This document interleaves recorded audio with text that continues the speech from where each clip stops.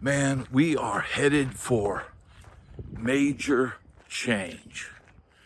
Now look, the music business has always been changing. It's always been evolving. And that's nothing different, right? That's nothing different. But man, I can't help but think now what I used to see in the early and mid 70s. But my guitar teachers would be able to, they could support themselves playing lounge gigs, playing in a hotel lounge. And look, man, the minute I saw that, I saw my instructors playing in these Holiday Inns and stuff like that. The minute I saw that, I thought that's what I want to do. I didn't aspire to superstardom, Of course, that would be nice, right? It would be nice. But man, being able to play music and work, and used to be, man, just about any town that had enough people in it or enough tourism to have hotels, that they would have these lounges and they'd have all these people, these bands, full bands, playing music and getting paid to do it, right? And none of us, as time went on, sort of disco took a big hit to the live music industry when people started realizing we could just hire a guy to play records. That was the start. That was a big change that gave music a sort of a boot, right? But it didn't kill it. There was a big disco sucks movement, right? And rock and roll came roaring back. And I think many of us had no idea, back in the day. Many of us had no idea back in the day where all of this was headed, what was going to happen. I mean, dude, computers were looming. Computers were looming as far back as I can remember. In the middle 80s, when I moved to Hollywood and I worked in a pawn shop, we had a computer system, MS-DOS. We would enter in all the information of, when people would pawn their stuff, we'd enter everything in. And that's how they kept their inventory. And it was a very, very primitive system,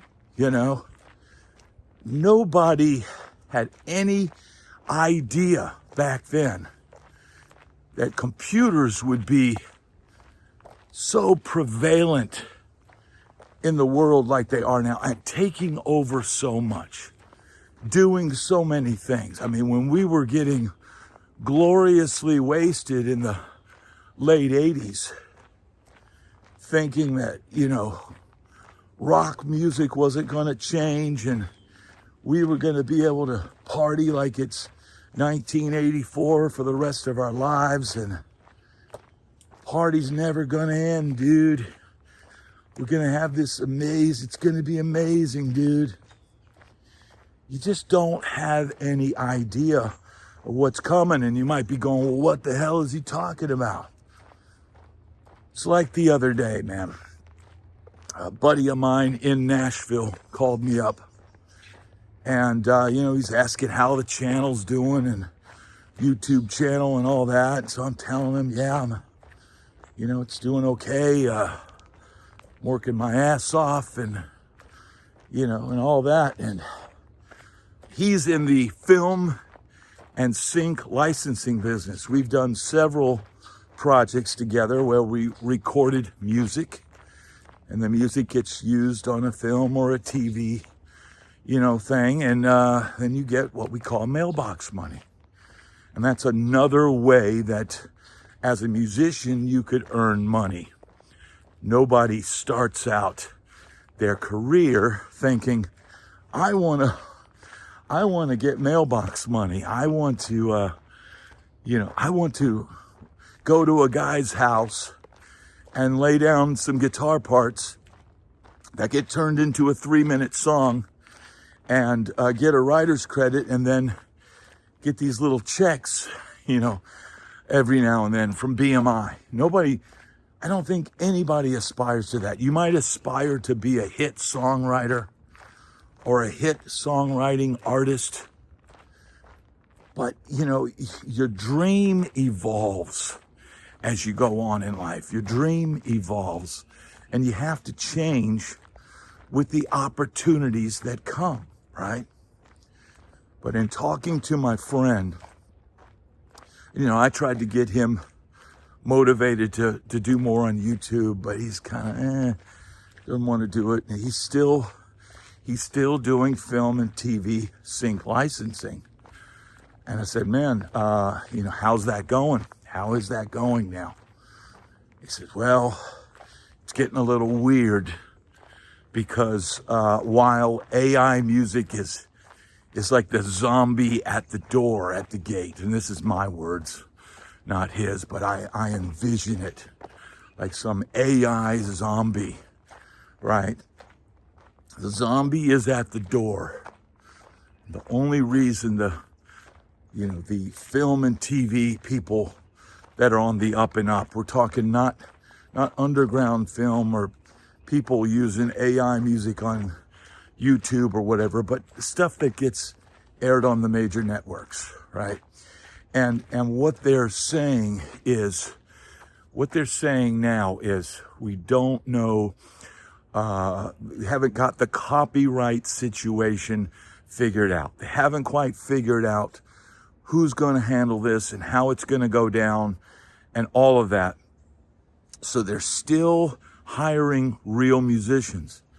And, for the most part, from my friend's experience, they still want him to play real drums. He's a drummer by trade, and they still want him to put real drums on the music, right? Even though, these days, with programming and Get Good Drums and all these programs and samples and all that, and even, man, if you go and if you play drums, and here's something for the drummers out there. If you play drums, and maybe you're playing with an artist, somehow the artist convinces the producer, maybe the artist gets signed, somehow the producer convinces you, or convinces the artist convinces the producer that he needs you on the record, right?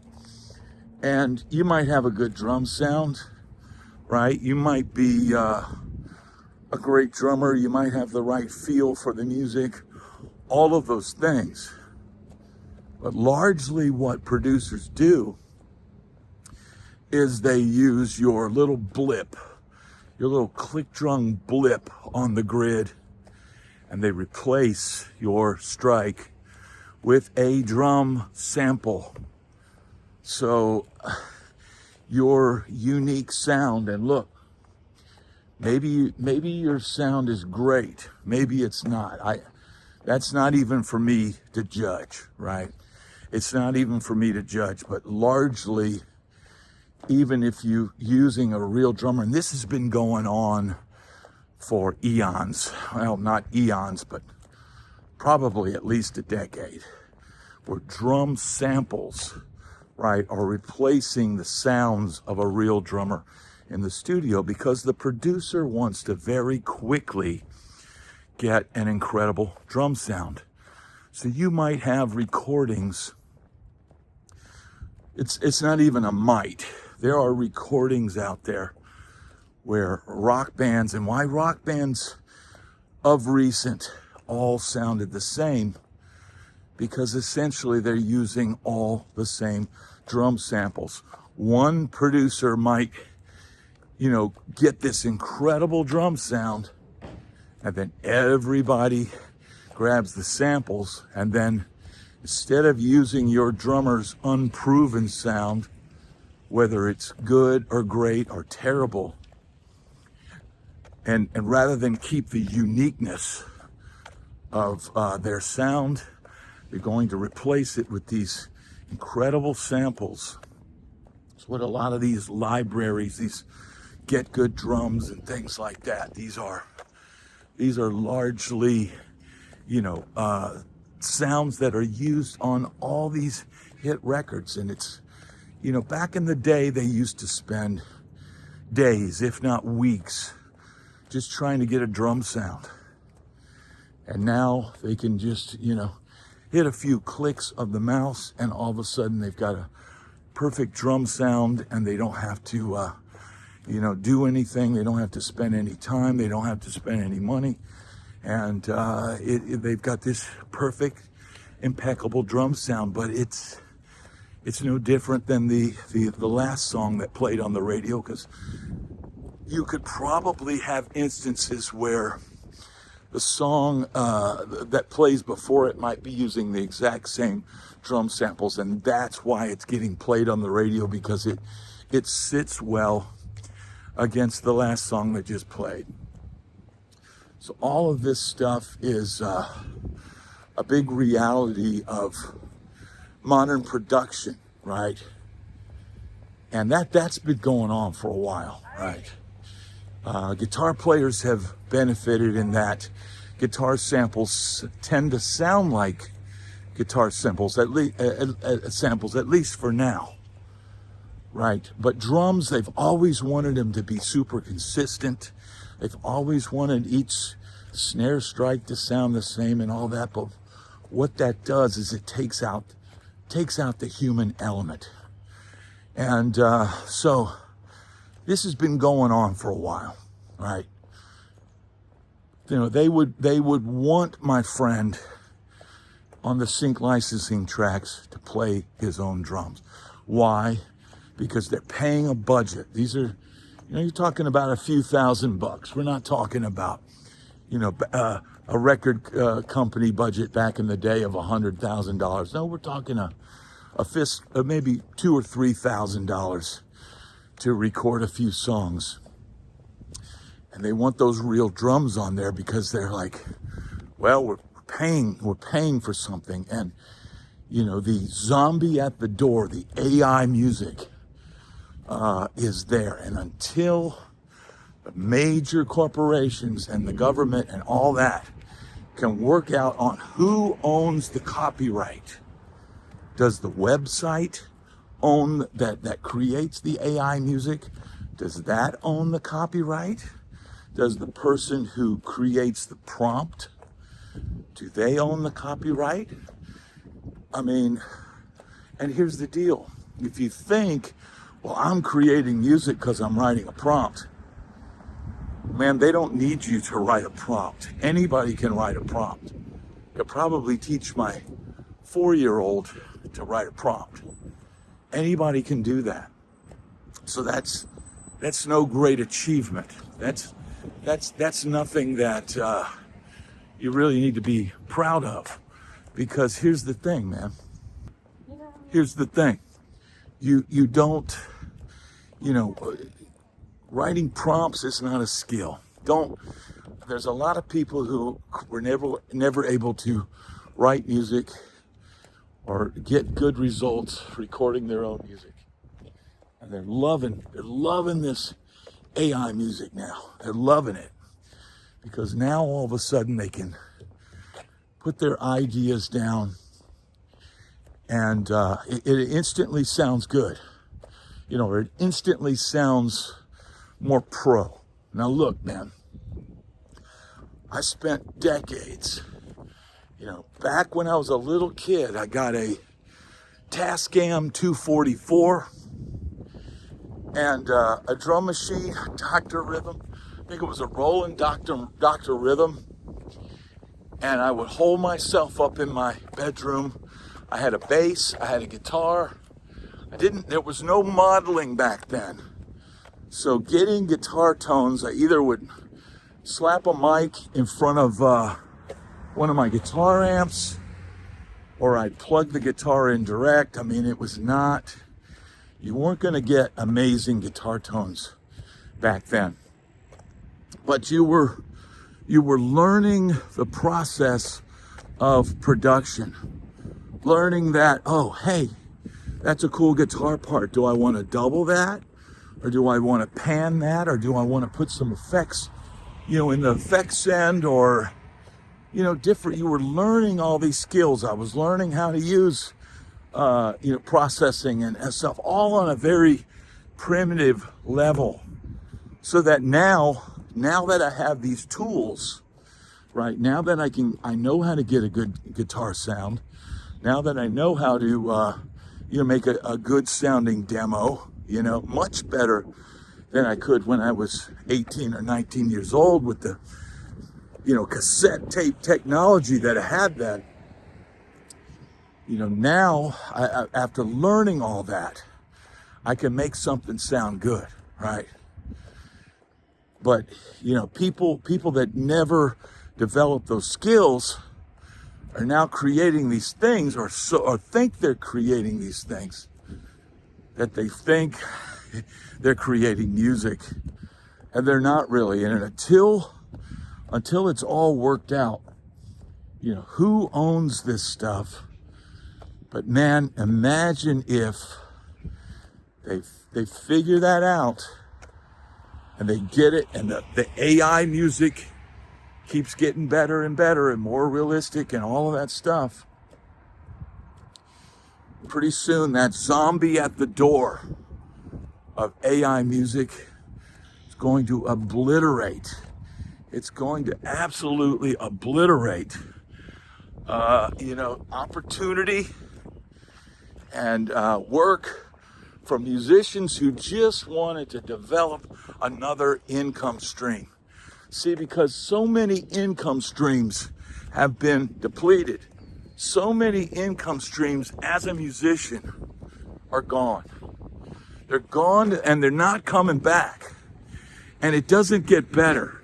You would think in the year 2025 that budgets would be higher, that gigs would pay more. And I hear more and more people on my channel telling me that the gigs that they were doing were paying the exact same thing they were paying back in 1986. Well, look, man, back in 1986, rent was cheap, food was cheap, gas was cheap, everything was cheap. So you could survive on peanuts.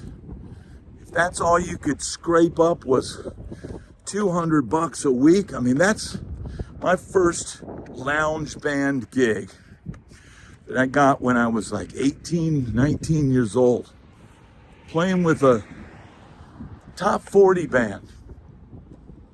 I was making like $250 a week, playing like 4 or 5 nights a week, 4 sets a night, getting done at 2 a.m. and driving home. Took me an hour to get home because I didn't live anywhere near the place where we had to play each week. Man, at 18, 19 years old, they wanted me to sign a 2-year contract. Dude, if I had signed that 2-year contract, I would have been done. I would have succumbed to that lifestyle, dude. And would have lost a lot of the opportunities that I had. Time is your greatest asset. But none of us realized back then where it was headed. None of us realized that now budgets are even lower. If you're gonna, my buddy would get these recording projects and he'd go, hey man, he'd either have me write some stuff with him, or he would say, hey, I'm going to hire you to play on these tracks, and I'm going to pay you, so much per song, and it's going to be 10 songs, and we'll knock it out. We'd knock it out in like a day or two, right? Just go right down the line. I'd say, come over to the house. I got all my guitars, got all my stuff set up, boom. We'll just go right down the line, and nail it, right? Now those budgets are getting so small that even, it's going to come to a point where you're going to have to cut corners as much as possible. Once they figure out the AI music thing, the major film and TV music, it's all going to be AI. I mean, think about when I'm sitting around the house with my daughter and I can't watch the modern stuff that she watches. So I'll put on the old school Popeye cartoons or whatever. I'm hearing like a full orchestra, the soundtrack of these old cartoons, whether it was Looney Tunes or Popeye or Flintstones or whatever, man. They had these big musical productions, right? That those are professional musicians that you're hearing working. You're hearing professional musicians, and that all changed at some point. It got less and less when rock music sort of took over the scene. They started figuring out, hey, we don't need this orchestra stuff anymore. Let's just get a rock combo in here, or they'll bring the Wrecking Crew in here, and we'll do some music, and we'll add some strings later or whatever. All of that stuff has just gotten squeezed less and less. So you might be going, why are you talking about this? Well, I'm talking about it because, for us older guys, we're winding down. Some of you guys out there that watch this channel might be still out playing gigs, and we've sort of made our beds and we're lying in them, right? Man, for kids that are coming up today that still have the dream, that love music, because you don't have a choice, right? When you become a musician, you become a musician because it's in your blood. You become a musician because it's the only thing you want to do. And as tough as it is, it's for many of us, there was no other path. There was no plan B. There was no plan C. It was just scrape by till the next gig, and try to make it, right? And try to make it. And it's getting more and more difficult. Imagine if you're not in one of the major cities where musicians are needed. I think Nashville is probably the one where there's the most live work.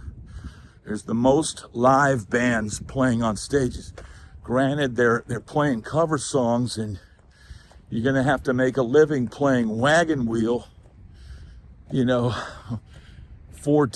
times a week or whatever, and all the other songs, whatever is popular. I'm hearing a lot of musicians complain that the playlists are getting smaller and smaller.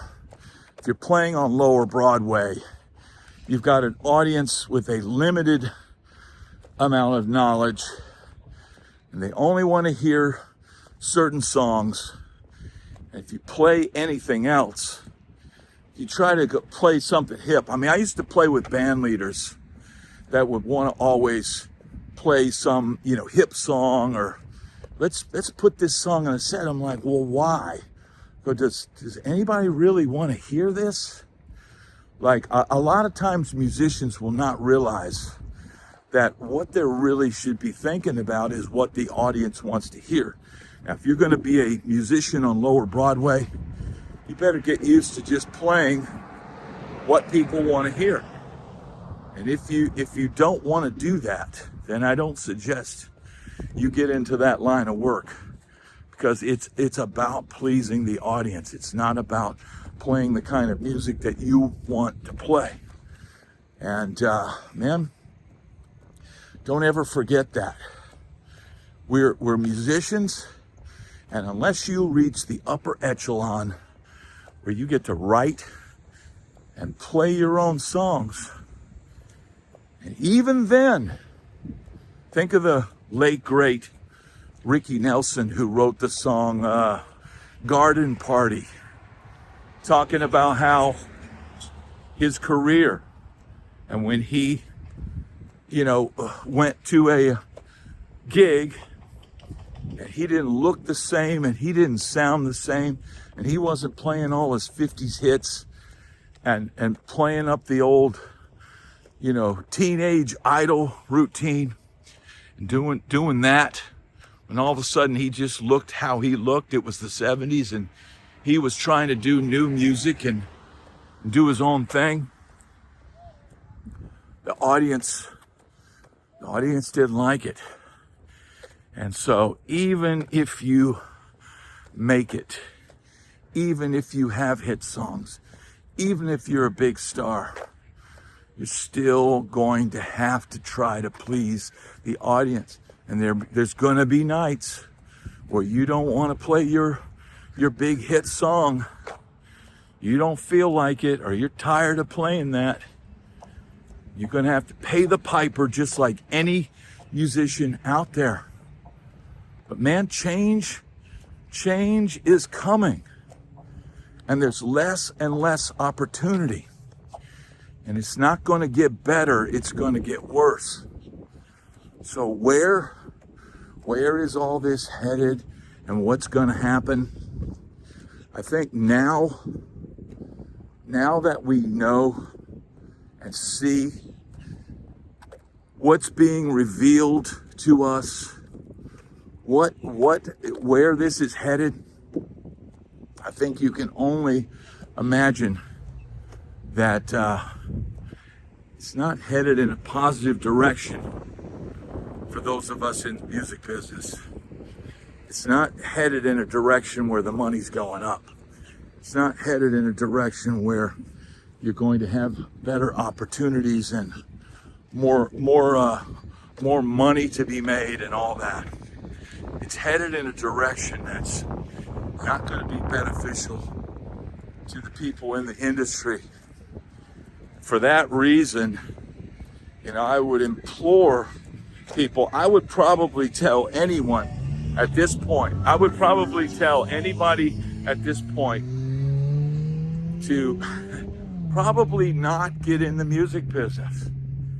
And there's been times where I've told people that. I remember one time I was at a bar, and a woman came up to me and said, her friend that lives in some small town, he's a guitar player. What advice would you give him? And I said, my advice would be stay in school, get a good trade, marry your high school sweetheart, and stay the hell out of the music business. And maybe that's the best advice I could give anyone these days. Because man, if you think things are headed in a positive direction, I get people all the time saying, man, I keep waiting for you to say something positive. Join me on a Saturday night when we do the live at 7 p.m. Eastern Standard Time. We have a lot of laughs. We have a good time talking with everybody, and it's not all doom and gloom on this channel. But man, do you want me to lie to you? Do you want me to do like most channels and show you inside my tour bus and isn't this amazing? And look at this amazing crowd and all that, man, because there's plenty of people out there that will do that. There's plenty of other channels if you want that kind of entertainment. But man, most of the people that tune into this channel, they want the truth. And I'm going to give it to you, man. I'm going to give it to you straight. I don't consider myself a negative person. I consider myself a realist. And if I think we're headed in a bad direction, and I think things are not looking good, I'm going to tell you. I'm I'm not gonna tell you it's gonna be awesome. I wouldn't encourage people to get in this business. You know, I had over a year ago when we first got down here, I had a mom reach out to my wife because they were friends, and she said, "Oh, my daughter's a singer and she's doing this and she wants to be in the music business," and you know that I did a whole video talking about. I told the mom, you know, I told her everything. I said, "Man, it's a very tough business, and you know, you're gonna be, if you want to make a living, you're gonna be playing in bars. Do you want your daughter playing in bars her whole life? I mean,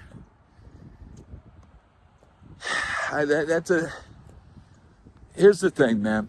I could tell people till I'm blue in the face. I can give them all the reality that they can sit there and listen to. Ultimately, everyone is going to continue on their own path. Not going to listen. They're going to think that they're the exception. And I was the same way. When I was a kid, everybody told me you can't do the music business. You can't do it. You need to get a regular job. You need to go to college. You need to do all that. And you know what? They were right. They were right. But you know what? If I'd have done all that, I wouldn't be here right now. I wouldn't be doing this. I'd probably be propped up in a wicker chair on a back porch and watching my grandkids run around the yard. But instead, I got a late start on life. You know, I've got a young kid of my own, and I'm very lucky. I'm very lucky that I was able, in the fourth quarter of life, to experience all this.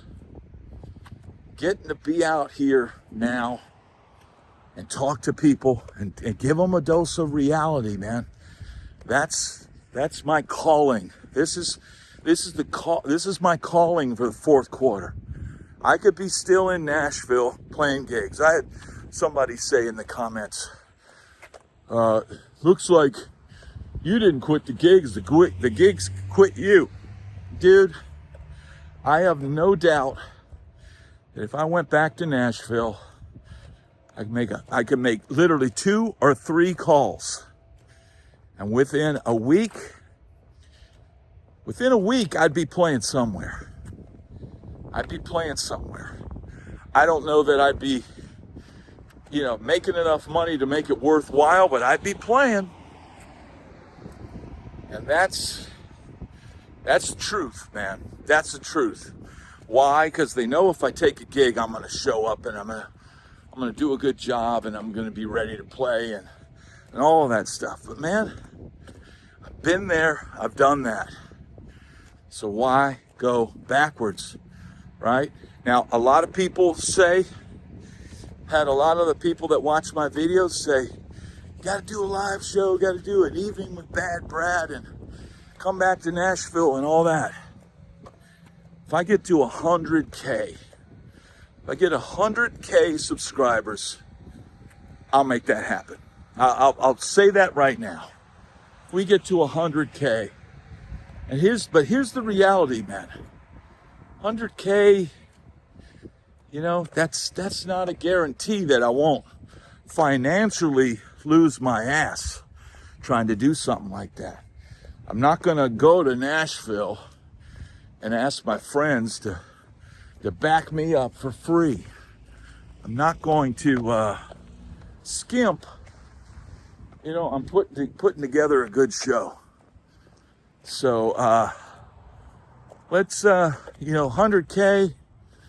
We'll try and make that happen. I honestly can't guarantee anything because the future's uncertain and the end is always near, right? The future's uncertain and the end is always near. And that's what we have to realize in life. But still, as long as we're breathing, we've got to keep going.